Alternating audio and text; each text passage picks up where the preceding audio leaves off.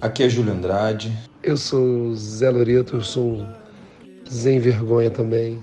Oi, amor. Eu nunca ganhei um beijo do meu pai, nunca ganhei um abraço do meu pai. Eu nunca ganhei um carinho do meu pai. Saí muito na porrada, briguei demais, machuquei muita gente, me machuquei demais. Por que eu não vou levar lá? Porque você é viado. E eu lembro com 5 anos, não fazia a menor ideia do que era viado, mas entender que viado devia ser uma coisa terrível, porque minha mãe ficou muito brava. Esconda a sua fragilidade, isso não é coisa de menino e tal. Então eu sempre fui criado assim. E você só percebe isso, o quão equivocado é esse comportamento, quando você se distancia dele, quando você lê coisas, quando você escuta coisas, quando você faz um programa chamado Amor e Sexo. Na escola, a única maneira de você entrar para um grupo era jogando bola ou caindo na porrada, ou os dois. E eu nunca fui bom, nem de bola, nem de porrada. Há uma questão sexual, como se a masculinidade definisse a sua orientação sexual. E são coisas completamente diferentes. Eu acho que eu me dei conta de uma ferida que a masculinidade tóxica acabou imprimindo em mim nos últimos anos em terapia.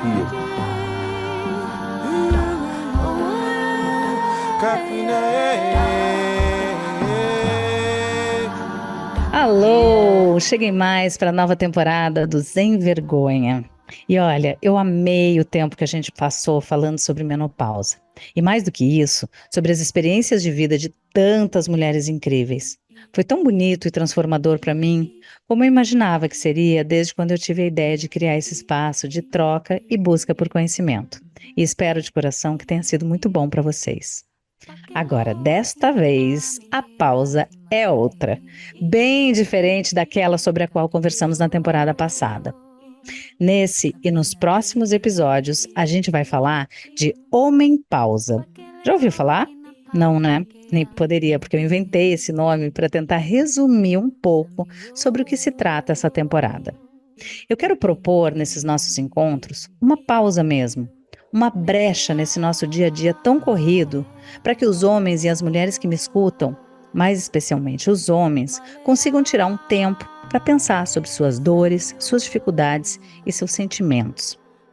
Semana após semana, a gente vai abrir aqui um espaço de reflexão e abordar as muitas questões e opressões que se escondem na palavra masculinidades. Porque esse é um dos temas que mais povoam os meus pensamentos há pelo menos 16 anos. Ou seja, desde o momento em que eu soube que colocaria no mundo 2 homens, João e Francisco, meus filhos com Rodrigo. Eu quero deixar registrado que essa temporada é dedicada a eles, para que eles entendam melhor o lugar do homem nesse mundo de hoje, para que eles possam sentir e elaborar melhor os seus sentimentos, aplacando angústias e solidões que acompanham os homens ao longo da vida.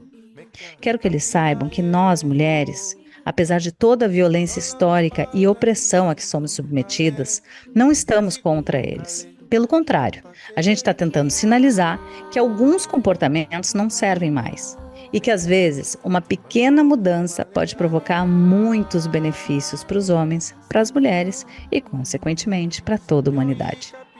Homens que me escutam agora, nessa temporada, a gente vai ter uma conversa de peito aberto.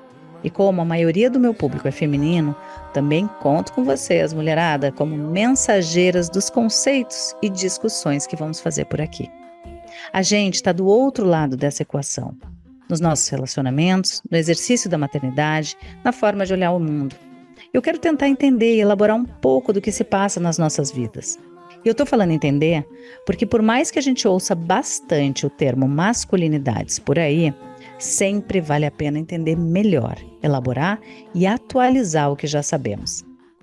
Por isso, quero propor um mergulho profundo nesse conceito e nas formas que ele se manifesta. Então, recuperem o fôlego e deem um salto junto comigo. Talvez a gente tome um caldo emocional, mas quem sabe vamos conseguir nadar e até surfar nessa onda. Então, 1, 2, 3 e...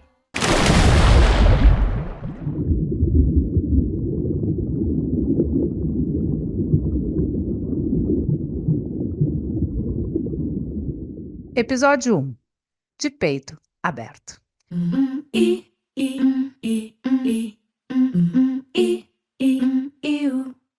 Vamos lá. Nos últimos anos, especialmente desde que meus filhos entraram na adolescência, essa masculinidade, que eu vou chamar aqui de masculinidade distorcida, tem sido um assunto que passou a me preocupar.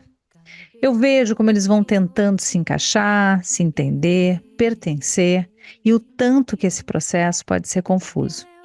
Por isso, toda hora eu vou lá puxar uma conversa, corrijo o que me soa estranho e tento fazer eles refletirem sobre certos comportamentos e sentimentos.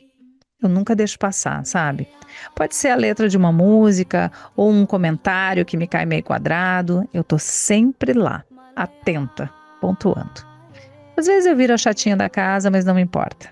Eles precisam dessa reflexão. E não só eles. Os homens, de maneira geral, mas especialmente os jovens, precisam de informação de qualidade. E para ajudar a gente a se aprofundar em todas essas questões da masculinidade ao longo da temporada, eu vou ter mais gente comigo nessa minha cruzada particular. Psicanalistas, psicólogos, artistas, educadores, homens e mulheres que vão iluminar o percurso do nosso mergulho, já que essa conversa não dá para ficar só na superfície. O assunto é urgente porque a gente sabe que as masculinidades distorcidas ajudam a provocar, em última instância, a violência, o assédio e até o feminicídio.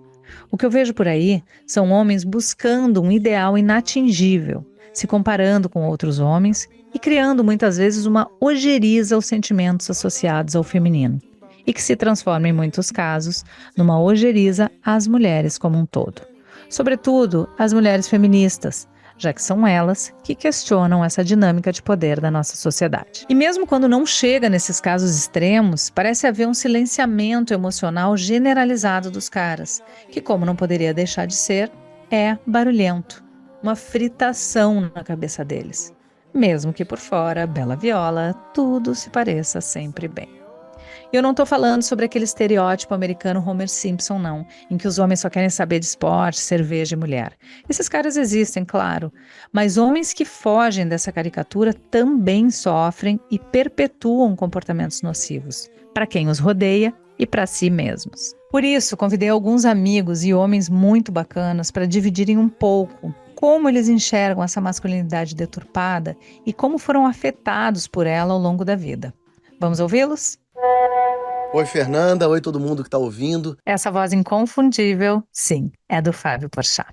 Eu me lembro de uma situação quando eu tinha 5 anos e eu tinha uma melhor amiga na escolinha, ali no jardim de infância, que era a Carol. E eu adorava brincar com a Carol, e brincar de tudo, né? Pega-pega, esconde-esconde, enfim, todos os tipos de brincadeira. E a Carol, evidentemente, brincava de boneca, adorava brincar de boneca, e eu não brincava de boneca. E eu tava em casa com meus comandos em ação, com os meus Forte Apache, essas coisas. Mas eu reparei um dia que Carol brincava de Meu Pequeno Pônei. E a minha irmã Alice, com 3 anos, tinha alguns pequenos pôneis. No que eu imediatamente pensei, que coisa maravilhosa. Vou pegar uns pequenos pôneis da minha irmã e brincar com Carol. Lógico, deve ser divertidíssimo brincar com o pequeno pônei. Todo mundo adora, minha irmã gosta, a Carol gosta. Mas minha mãe falou, o que você vai fazer com isso? Eu falei, eu vou levar o pequeno pônei pra brincar com a Carol. E minha mãe falou, não pode. Eu falei, por que eu não posso? Porque nosso pequeno pônei todo colorido, rosa, com as cores do arco-íris. E aí eu falei, mas é porque a Alice não me empresta? Ela não tá brincando. Não, não pode. Aí eu falei, mas por que não pode? A Carol brinca. Minha mãe, não, mas não vai levar. Eu falei, por que eu não vou levar? Ela falou, porque você é viado. E eu lembro com 5 anos, não fazia a menor ideia do que era viado, mas entender que viado devia ser uma coisa terrível, porque minha mãe ficou muito brava. E eu lembro de falar, não. Ela então não pode brincar de pequeno pônei. E guardou os pequenos pôneis. E não se falou mais nisso. E eu fui lá brincar com a Carol, vi Carol brincando com o pequeno pônei, brinquei de outras coisas. E é muito interessante. Claro que a gente tá falando aqui de 1989, 88, imagina, né? Não havia nem tipo de conversa, eu ainda era uma criança. Mas eu me lembro muito fortemente dessa imagem de que brincar de pequeno pônei é de menina, ou então é coisa de viado, e que eu não poderia então ser isso, porque é um negócio horrível. Isso ficou muito na minha cabeça, assim, durante muito tempo. E quando eu contei isso, mas era uma coisa que só adulto é que eu vim elaborar isso e perceber o medo. Imagina, naquela época, então, de ser viado, era uma coisa que nos falava, que imagina, criança viada. E minha mãe não conversar sobre isso. Eu lembro que um dia eu falei disso e minha mãe falou, não me lembro. Eu falei, pois é, mas eu me lembro. Você fala, mas por que eu não deixaria você brincar? Eu falei, porque eu ia ser viado na sua cabeça. Então, isso muito presente, uma brincadeira de criança, imagina com 5 anos, não faço a menor nem ideia do que é viado, e não tem nem lógica esse tipo de pensamento, mas é aquela coisa da cabeça dos clichês básicos, sei lá, se eu fosse bailarino, se eu gostasse de maquiagem, era uma coisa, então assim, eu me lembro disso latente, minha mãe ainda por cima, e isso nunca foi falado nem conversado. Ainda bem que isso não foi exatamente um problema pra mim, eu só deixei de brincar com a Carol, que eu adorava brincar com a Carol. Por que eu não ia brincar com os pequenos pônei? Me lembro até, vou comprar uns pequenos pônei pra mim hoje. Ai, Fábio, é triste, mas eu tive que rir da tua história. Olha, que bom que você lembrou disso, de como isso te marcou. Você já imaginou, Fábio, quantos meninos passam por isso e o quanto esse tipo de informação pode confundir a cabeça de uma criança? Claro que nossos pais não eram educados para entender a bobagem que está por trás desses preconceitos, dessas marcações de gênero, rosa, azul, brinquedo de menino, brinquedo de menina, adjetivos masculinos e femininos. Tudo isso tem uma carga muito opressora e é violento. Mas olha, eu fiquei tão tocada com essa história que eu fiz questão de mandar para o Porchat uma coleção de pequenos pôneis para alegrar o Fábio de 5 anos, que no fim só queria brincar. Agora, vamos ouvir o depoimento emocionante do Marcelo D2. Bom, vamos lá, Fernanda. Demorei tanto para responder porque realmente é um assunto muito complexo, assim. Eu cresci num ambiente muito tóxico, com muita homofobia, com muita violência. É, Meu pai, apesar de ter sido um pai maravilhoso, ele ainda era aquele pai que se apanhar em casa, se apanhar na rua e chegar em casa chorando, vai apanhar 2 vezes. É, Isso foi muito difícil para mim, porque foi difícil para eu conseguir aceitar qualquer tipo de amor assim nas minhas relações. Eu demorei muito, estou com 55 anos, eu demorei muito para me deixar ser amado, sabe? E amar de verdade, assim. Isso me atrapalhou muito a minha vida, assim. Eu acho que meus filhos me ajudaram muito, principalmente os meninos, né, cara?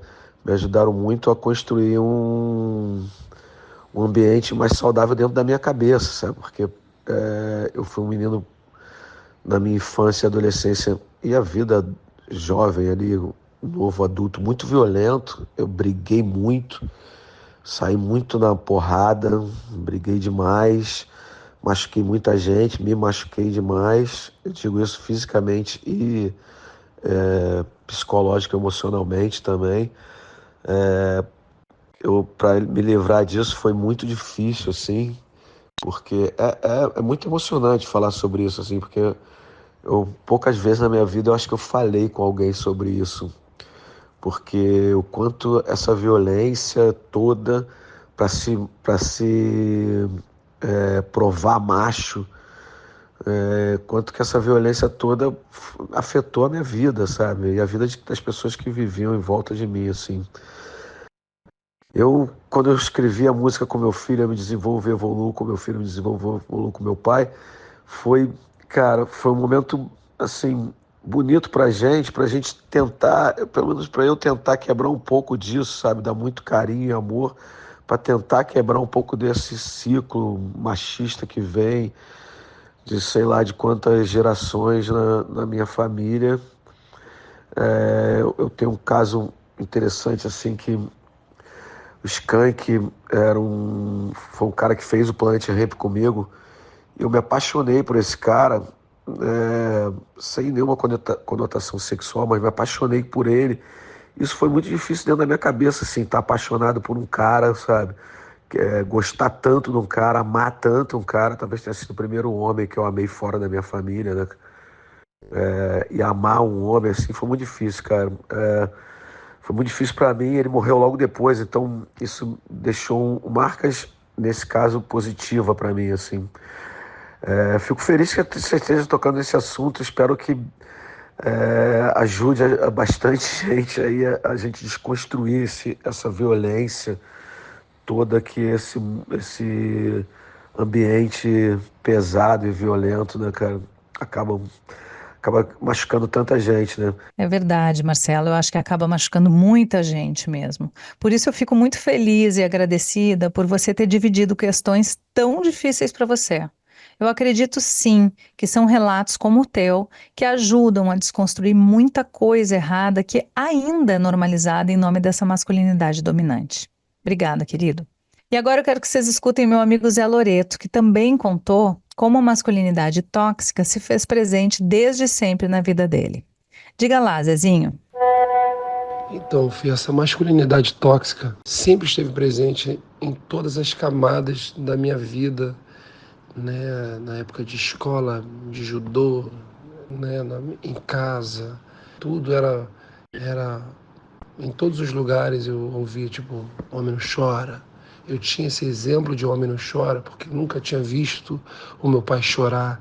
Né, meus mestres, meu professor de judô e os meus amigos, era tudo calcado nessa coisa, né, de homem, brutalidade, viril, coragem, esconda a sua fragilidade, isso não é coisa de menino e tal. Então eu sempre fui criado assim. E você só percebe isso, o quão equivocado é esse comportamento, quando você se distancia dele, quando você lê coisas, quando você escuta coisas, quando você faz um programa chamado Amor e Sexo, quando você discute com pessoas de outros meios que não esse seu. E aí eu consegui ver de fora o quão tóxico que era e o quão isso me afeta até hoje, né? O quão me bloqueou em vários lugares. E eu consigo ver como a arte, quando eu comecei a migrar do esporte, do judô, para a arte, o quão isso foi importante na minha vida de abrir assim, tipo, uma outra percepção, um outro olhar. É como se eu olhasse agora por cima daquele muro, porque tinha um muro na minha frente. Porque para mim ser homem e tal, as minhas referências eram aquelas do masculino tóxico. Boa, Zé. Gostei muito do que você falou, de ter a chance de olhar por cima do muro, né? É uma imagem tão bonita que você fez, porque é isso mesmo. Muitos homens nem questionam que tem um outro lado do muro. Para eles, a realidade termina ali. E é tão pouco, né? Eu acho que uma das coisas que eu busco aqui é justamente essa reflexão. Peraí, existe outro jeito de ser homem que não é esse que a gente conhece? Que bom que você exercitou essa outra percepção, Zé. É isso que te faz ser esse cara tão maneiro. Eu também chamei para esse papo meu amigo querido Thiago Abravanel.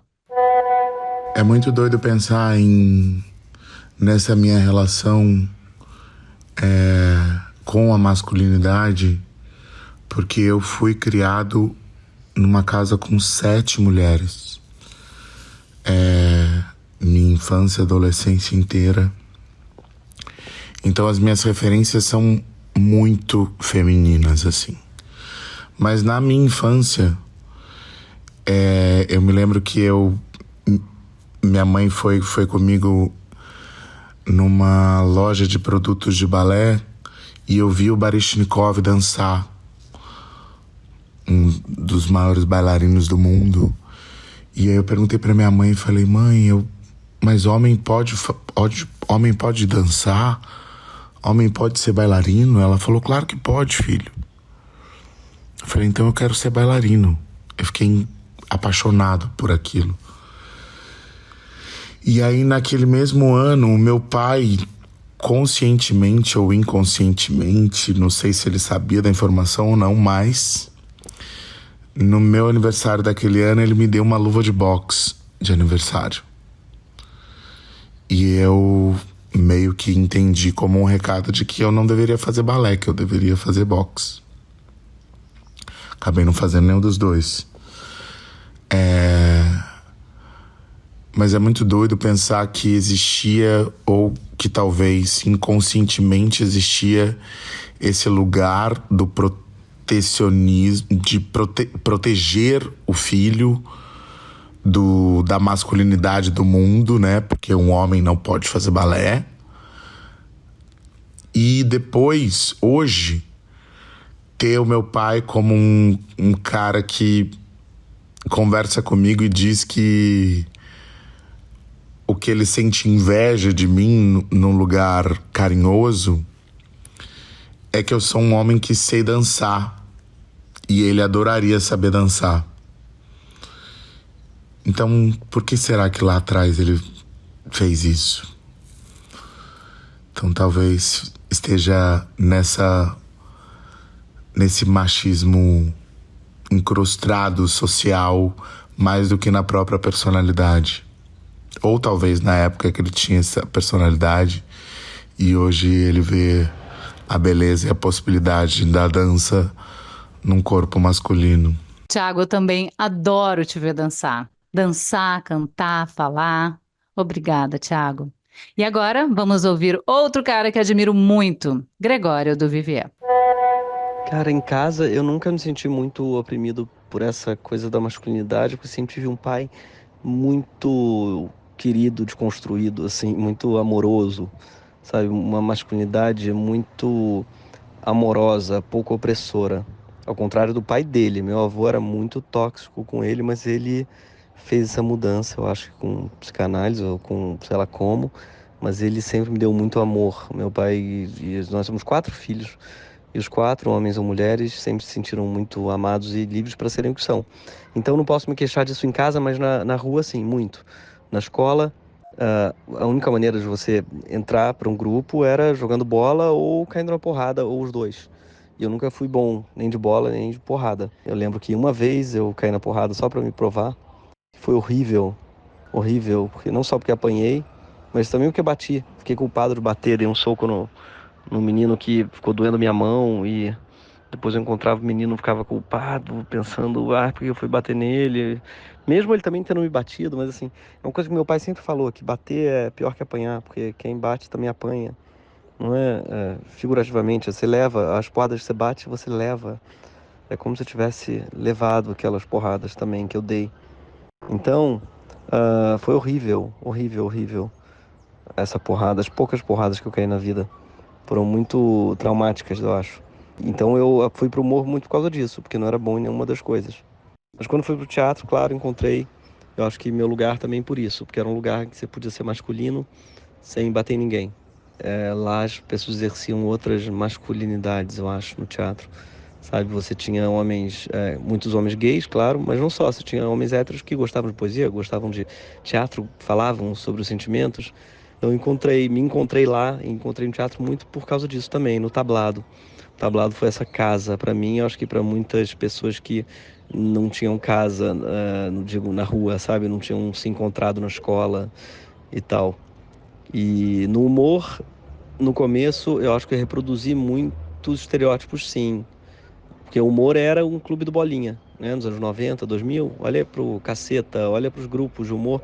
Era só homens com uma mulher num lugar de coadjuvância. Era uma mulher gerar um lugar de gostosa. E era assim, a culpa não era, enfim, desses humoristas só. A sociedade era assim. E o humor, a gente costumava dizer que mulher não tinha graça. Humor é coisa de homem.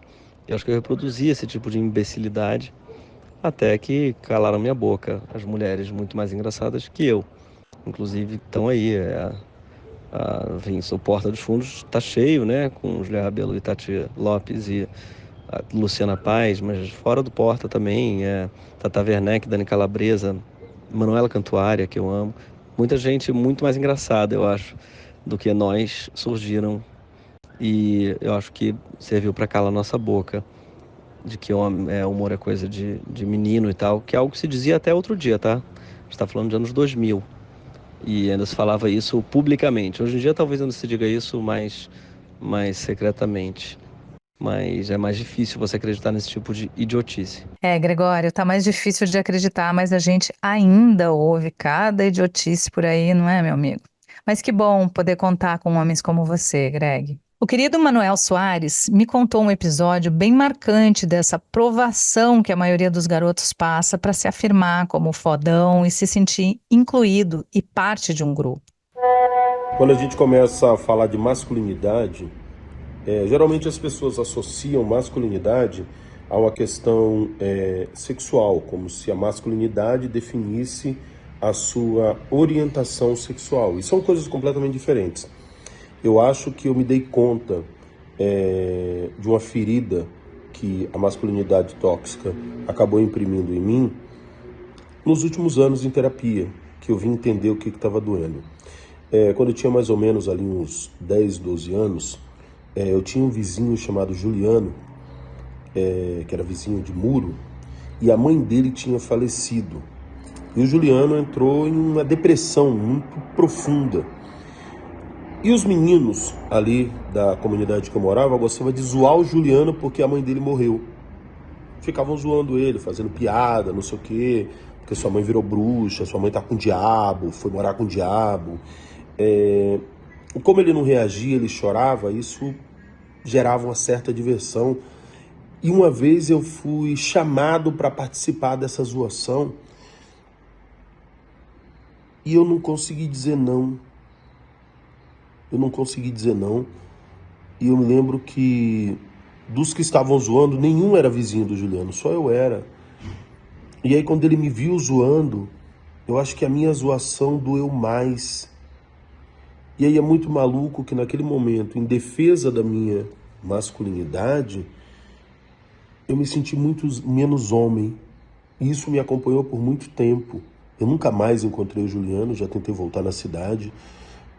Porque hoje, quase 30 anos depois, eu queria pedir uma desculpa. Então, o que a masculinidade tóxica faz com a gente, nos fere em lugares que fica pro resto da vida e que muitas vezes não tem nada a ver com orientação afetiva ou orientação sexual. E acho que nós homens precisamos encontrar uma embocadura para falar disso, porque é pra caralho. Nossa, Manuel, que história forte é essa? Você já imaginou? Já não bastasse a dor da perda da mãe que o Juliano sentiu, ele ainda teve que passar por essa violência dos próprios garotos da escola? É muito cruel.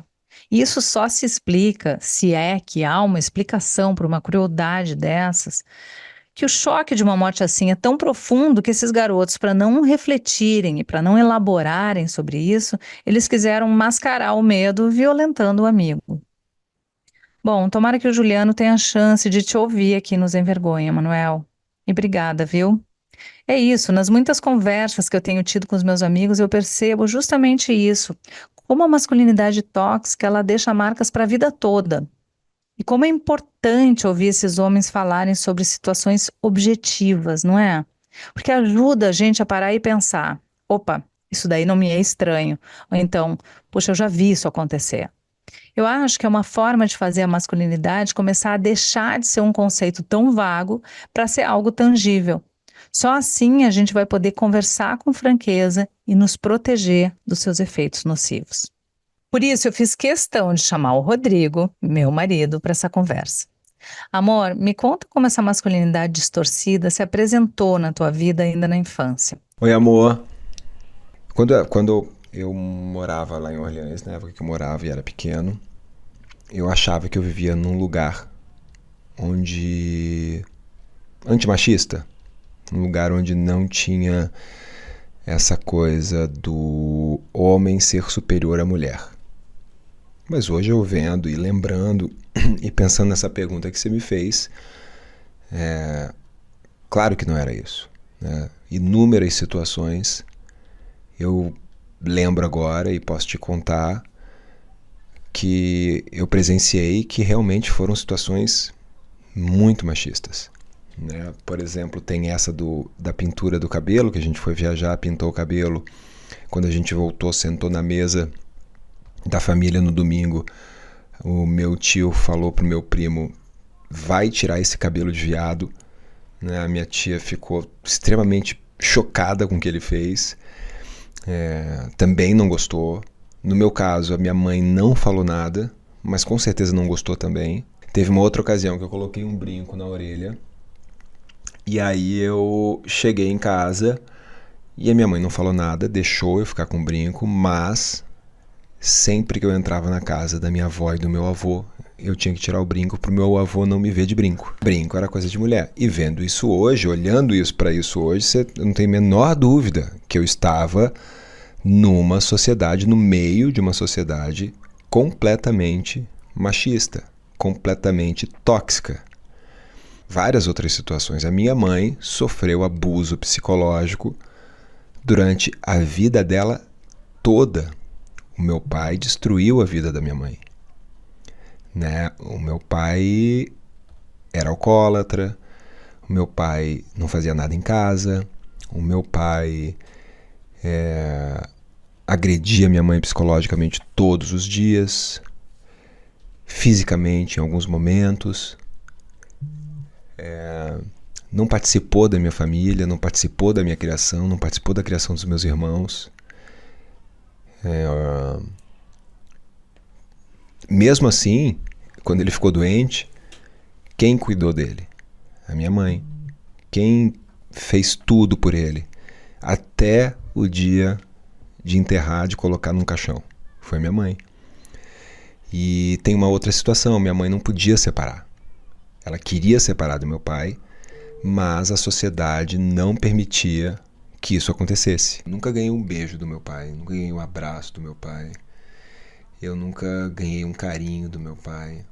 Olha, amor, eu sinto muito que você tenha passado por tudo isso. Eu já conheço a tua história, mas cada vez que eu te ouço falar, entra um capítulo novo nessa história de vida. E é tão bonito ver o teu amadurecimento, a tua evolução como homem.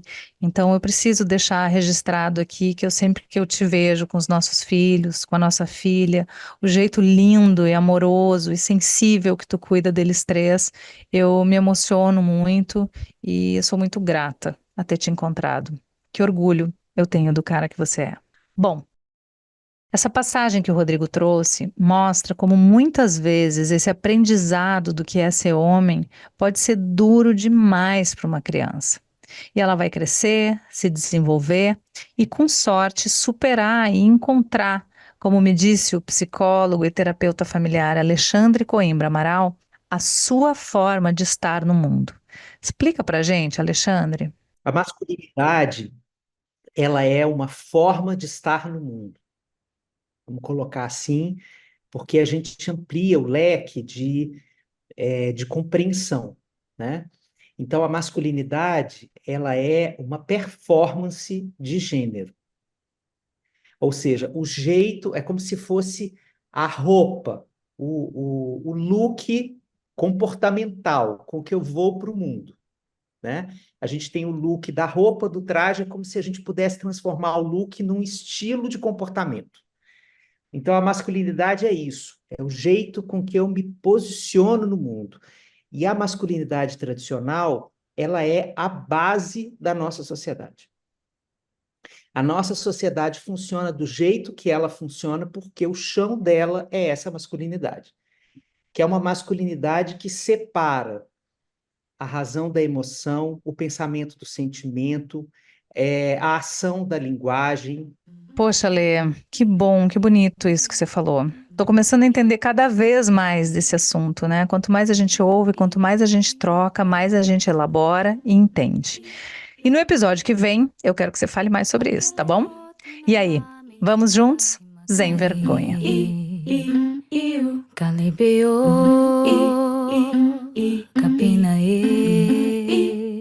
O Sem Vergonha é um podcast dividido em curtas temporadas, e em cada uma delas a gente vai tratar de um tema contemporâneo diferente. O assunto da vez é homem-pausa, e eu criei esse termo para provocar a reflexão de que não existe uma única maneira de ser homem. E você segue comigo pelos próximos episódios. Até lá! Ficha técnica: criação, Fernanda Lima. Roteiro, Fernanda Lima e Luca Bopp. Coordenação de roteiro, Bruna Bopp. Coordenação geral, Mel Mesquita. Assistência, Meire Beck. Produção, Bruno Porto e Raquel Alves. Música original, Lena Barroli. Edição e sonorização, Igor Amorim.